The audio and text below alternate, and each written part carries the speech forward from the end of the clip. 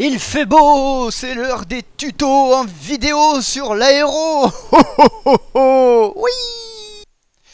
Alors, avant de commencer la vidéo, je tenais juste à vous dire que effectivement j'ai changé le fichier son de mon intro, puisque Google a eu la très bonne idée de modifier les droits d'utilisateur sur YouTube.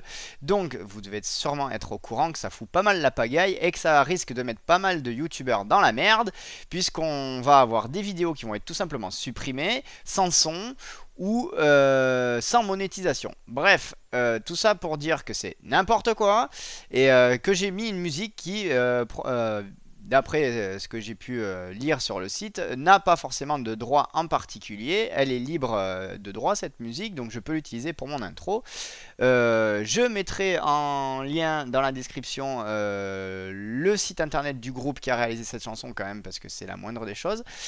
Et si vous constatez que sur la chaîne il y a des vidéos qui ont disparu ou qui n'ont plus de son ou tout autre problème, n'hésitez pas à me le signaler, que j'aille emmerder un peu Google. Voilà, sans plus attendre, on attaque avec la vidéo.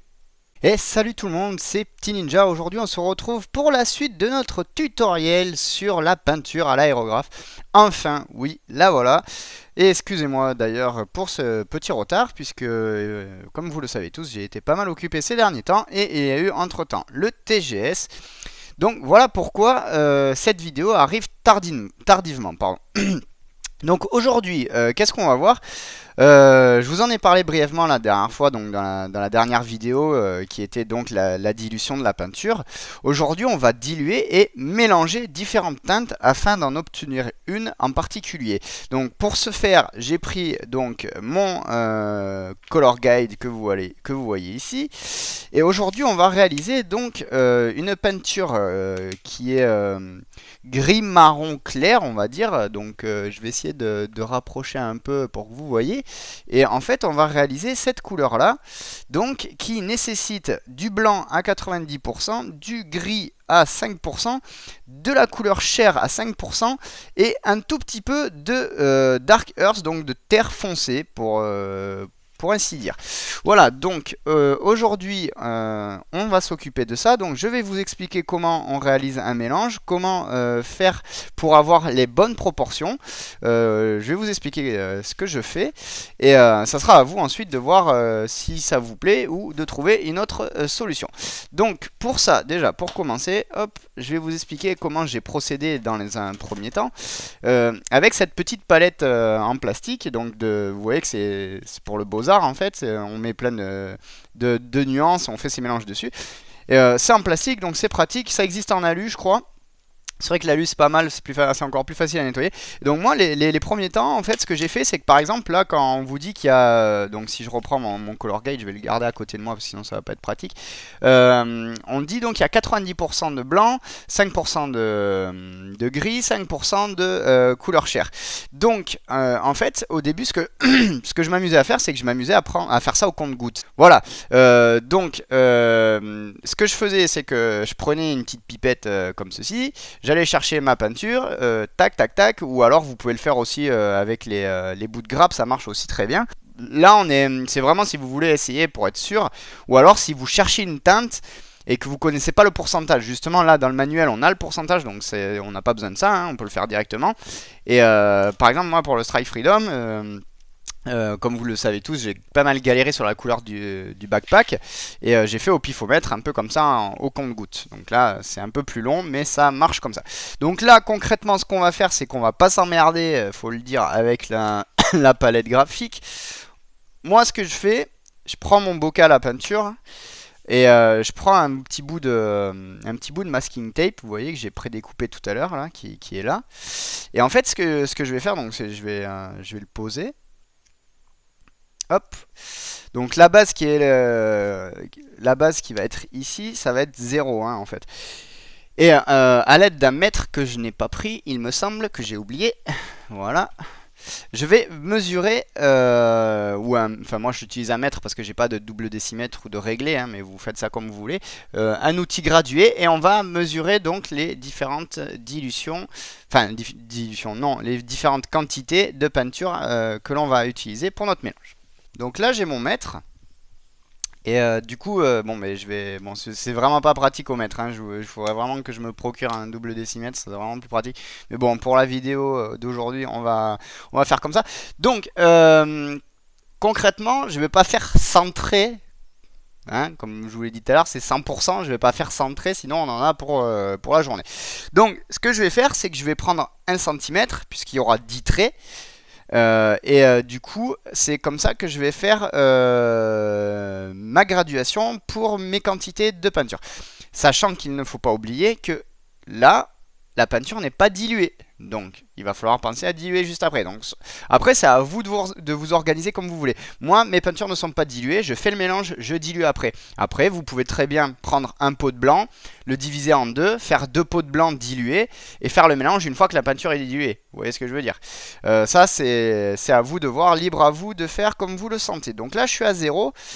Là, je vais être à 1. Donc, je suppose que vous ne voyez rien puisque je suis droitier. Et du coup, vous ne voyez pas quand j'écris. Donc là, on va mettre 10.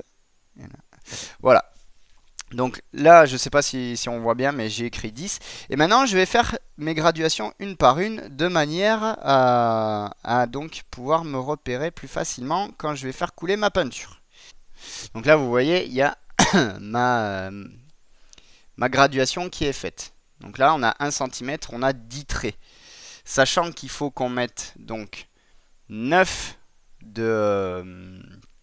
comment ça s'appelle, 9 de blanc et 5 et 5 donc de gris et de couleur chair. Donc c'est là que ça va être un peu compliqué parce que étant donné que moi j'ai pris une base de 10 au lieu de 100, il faut tout diviser par 2. Donc c'est pas si on 5 et 5 et 5, ça va correspondre à 0,5 sur ma graduation. C'est-à-dire qu'il faut que je mette la moitié d'un petit trait d'entre... Enfin, vous avez compris, quoi. Donc là, vous voyez que j'ai recollé mon masking tape sur mon bocal. Vous voyez qu'il y a un autre trait en haut. Donc ça, c'est le trait pour la dilution. Donc c'est-à-dire que la première partie du pot, ça va être le mélange de peinture. La deuxième partie du pot, ça va être le diluant. Donc l'alcool à 90. Voilà, pour que ça soit dilué. Donc là, j'en ai quand même beaucoup. Mais bon, comme vous le savez, la peinture, elle peut se conserver. Donc c'est pas bien grave. Il suffira de reboucher le pot et de s'en resservir plus tard. Donc là, concrètement, qu'est-ce que je vais faire? Dans un premier lieu, je vais prendre donc le blanc qui est à 90%. Donc c'est-à-dire qu'il va falloir que j'aille jusqu'au 9e petit trait en haut. Ensuite, quand j'aurai mis les 9 traits de blanc, il faudra que je mette l'équivalent d'un demi-trait de gris et d'un demi-trait de chair. Ce qui va être, je vous le cache pas, totalement impossible. Donc il va falloir y aller au pifomètre. Donc pour ça, déjà, je vais me faire un petit repère supplémentaire ici. Je sais qu'il faut que je m'arrête à ce trait-là pour le blanc. Hop, donc c'est parti. Donc là, comme la dernière fois, la technique n'a pas changé. Toujours par capillarité avec le petit morceau de grappe, on va faire couler la peinture dans le pot. Donc là, je dois être pas mal. Donc ensuite, il nous faut 0,5 de gris, 0,5 de chair. Et c'est là qu'on va s'amuser, puisqu'il faut que ça soit plutôt précis. Et donc soit vous le faites à la pipette, soit vous le faites à la grappe. Le mieux quand même, ça serait à la pipette, ou alors avec des seringues. Je sais plus qui c'est qui m'en a parlé sur la page Facebook, qui utilise des seringues graduées, des petites seringues, bon sans aiguille bien entendu, pour faire les mélanges. Et c'est vrai que c'est pas mal. Donc moi j'ai pas la chance de pouvoir m'en procurer. Donc je vais faire comme ça, mais c'est vrai que ça peut être une solution intéressante. Et enfin, donc il faut mettre de la terre foncée. Et là, c'est donc eux, ils mettent a little, donc ça veut dire un peu. Donc je pense que c'est vraiment quelques gouttes, histoire de dire il y a un peu de terre. Donc ce qu'on va faire, c'est que là il y a 2 gouttes, 3, 4, 5, allez, 5 petites gouttes, ça devrait suffire. C'est vraiment a little et on mélange. Donc là, si j'ai bien fait mon boulot, je devrais obtenir la couleur désirée. Donc là, il faut bien mélanger, hein. Vous n'hésitez pas à bien mélanger les couleurs pour que ça s'homogénéise le plus possible. Donc même si vous y passez, 5 minutes, passez-y 5 minutes. Hein. Bon, j'exagère un peu, mais bon. Le but, il faut que ça soit vraiment très très homogène. Hein. Faut vraiment pas se retrouver avec quelque chose d'un peu marbré ou vous voyez ce que je veux dire, des nuances qui vont apparaître alors que logiquement vous devez avoir une seule et même nuance. Et j'ai l'impression que je suis pas mal du tout, puisque c'est quand même assez ressemblant. Je vais attraper une des pièces correspondantes et on va regarder ça de suite. Ça devrait être pas trop mal. Et on est même très très bien. On est très très bien. Donc je vais essayer de vous le montrer sans faire de cochonnerie. Donc là, j'ai ma pièce à colorer, vous voyez.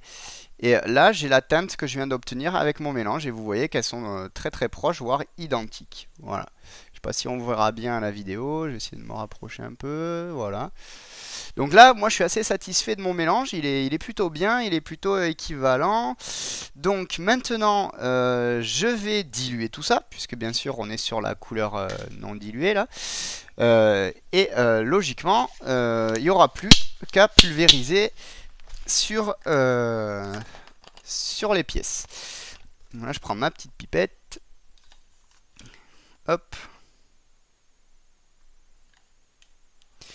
Et là, comme la dernière fois, je vais remplir donc 50-50 puisque c'est de l'alcool à 90.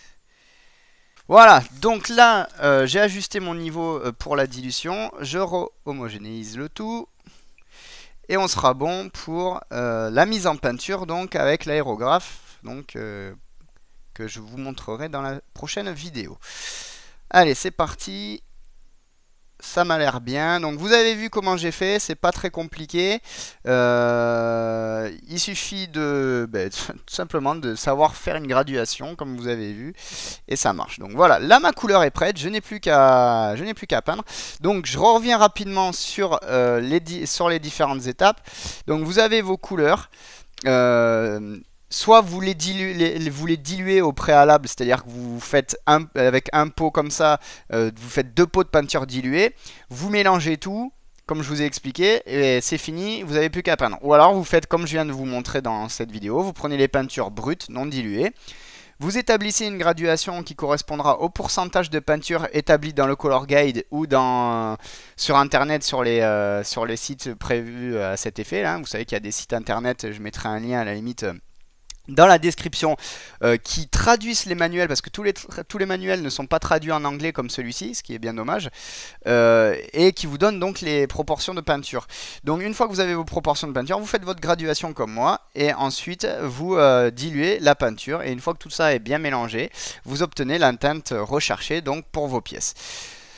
Écoutez, on va en arrêter là pour aujourd'hui, puisque écoutez, j'ai rien de plus à vous montrer par rapport au mélange. Vous voyez, c'est pas très compliqué, il suffit d'être bien organisé, d'avoir sa petite graduation et c'est bon. Si vous avez des questions, n'hésitez pas à les poser en commentaire. Si ça vous a plu, bien entendu, vous mettez un petit j'aime. N'hésitez pas à partager les vidéos sur vos Facebook, sur vos réseaux sociaux, ce que vous voulez, à les montrer même à des personnes qui viennent chez vous. Faites savoir qu'on est tous là et qu'on est une petite famille et qu'on s'entend bien. Et puis je vous dis à très bientôt. Si vous n'êtes pas abonné et que vous n'êtes pas inscrit sur la page Facebook, pardon, je vous invite à nous rejoindre et je vous dis à bientôt pour la mise en peinture à l'aérographe. Salut les amis!